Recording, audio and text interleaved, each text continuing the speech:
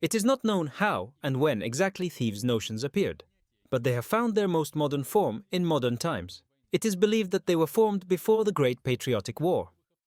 Then the criminal society needed new authorities.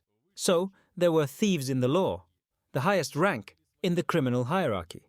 They established their own laws of behavior and their rules, by which it was necessary to live all self-respecting blatnych. It is said that the lawmen were created by the NKVD in order to keep the criminal world in their hands and do what was necessary. For this purpose, they allegedly chose certain prisoners who were respected among their colleagues. They promoted them in every possible way so that they would later become thieves in law, fulfill everything that the NKVD needed, and prevent chaos in the world of crime. Be that as it may, thieves in the law then and now are the most respected people in the world of crime. Thieves in law themselves must also adhere to many concepts to be worthy of their status. For example, not to have a family, not to have children, not to cooperate with the authorities, and even less with law enforcement agencies on any issues.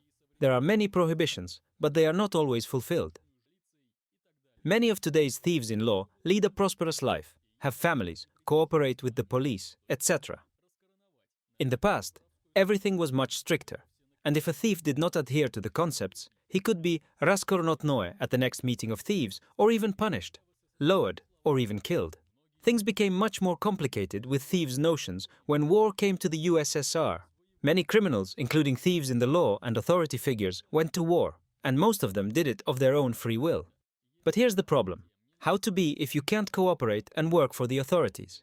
After the war, many frontline soldiers from the Blatnie for various crimes went to prison, where, naturally, conflicts began to arise. How can you be an authority or a thief in the law? This led to the so-called bitch war, confrontation of those who did not betray the thieves' notions with those who considered participation in the war and defense of the country their duty.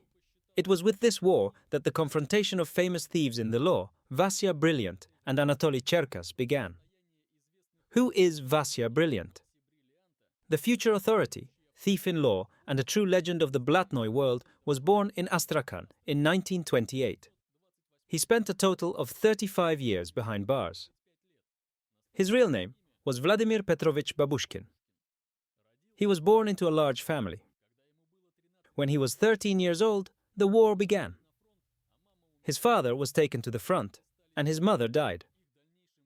So the children became orphans, and their further upbringing was taken care of by the grandmother, who was killed in 1942. Lack of means of subsistence pushed Vladimir into crime. Vladimir's first nickname was Chapenok. He was quite daring while committing crimes.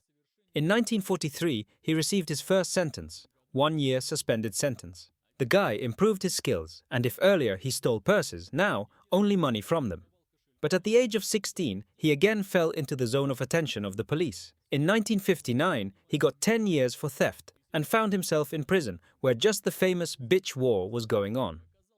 Babushkin had a choice. He preferred to stay true to the old traditions and supported the thieves in the law who did not participate in the WWE. That's when he was also crowned, right in prison. Vasi Vladimir became when he introduced himself with this name to the law enforcers who detained him, and the second part of the pseudonym Brilliant appeared during the bitch war, as an inheritance from a dead cellmate. He also had another alias, Ivanov. This is how he signed all the papers for the prison administration. It is believed that in this way, Vasi Brilliant honored criminal authorities back in the Russian Empire. They had to have neither surnames nor first names. And when they met, they introduced themselves as Ivan Ivanovs. In the future, Vasya served his sentence many more times and even made 2 escapes, though unsuccessful. Despite the fact that Brilliant was a thief in law, he behaved very modestly. People who were close to him said that he read a lot, could even clean his cell, despite his position. During his next sentence, Vasya was approached by the colony administration to influence the detainees who were preparing a riot. He refused, and in retaliation was sent to Solikamsk, to the famous prison White Swan. Here, Vladimir died in 1985. According to unofficial versions, he was killed, either by other criminals or by the administration. Many films, books and songs were made about Vasi Brilliant. Thief in Law, Anatoly Cherkasov.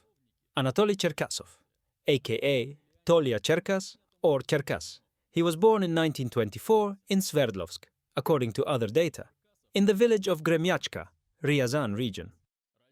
Participated in the Great Patriotic War, finished it with the rank of Guard Sergeant.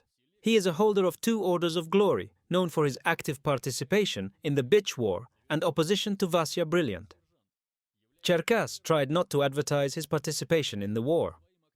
Anatoly Cherkasov was drafted into the army in 1942. He served in reconnaissance. Thanks to the intelligence, Cherkasov managed to preemptively attack the German troops and disrupt their offensive. For this, he received the Medal for Bravery.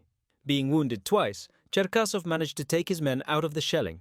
He received the Order of Glory. He became the commander of artillery reconnaissance and received a second medal for bravery. Thanks to the data, 3 important targets were hit.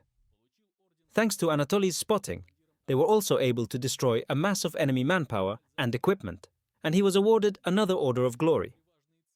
Before the war, little was known about Anatoly Cherkasov's criminal affairs. Some sources claim that he was a robber and served 5 years in prison before the war.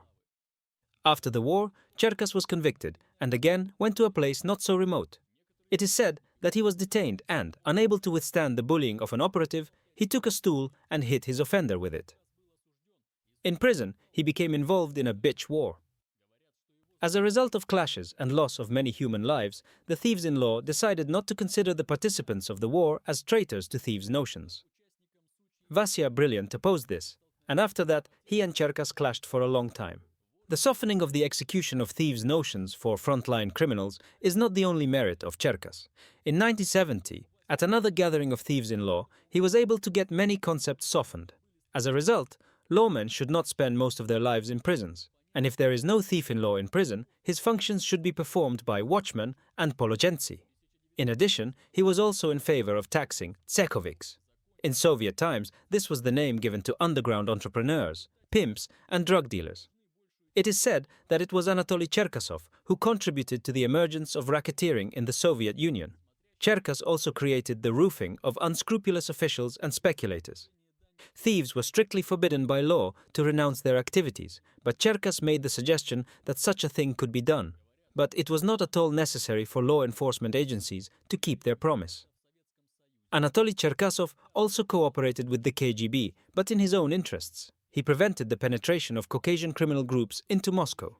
He died in Moscow in 1987.